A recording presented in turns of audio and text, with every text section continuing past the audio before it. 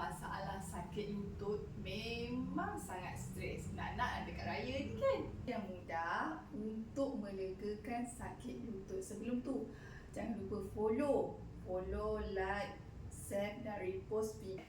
Korang luruskan kaki korang. Lepas tu korang tumbuk-tumbuk ni dekat atas yang lutut ni, atas dia ni korang tumbuk-tumbuk 10 kali.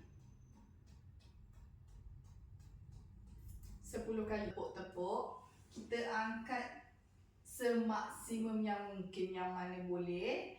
Lepas tu sama juga step dia, buat penumbuk dan tepuk-tepuk di tempat yang sama 10 kali.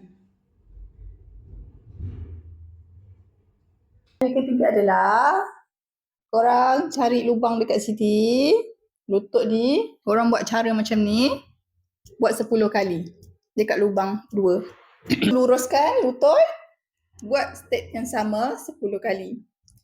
Tapi kalau korang tak boleh buat macam ni, korang boleh juga buat penumbuk dan tepuk-tepuk sahaja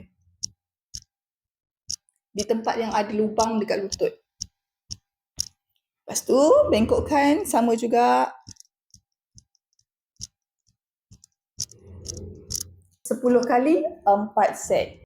Cara yang saya share tadi, you all semua boleh guna pakai selepas waktu solat. Cuba amalkan 4 tips yang saya ajar tadi.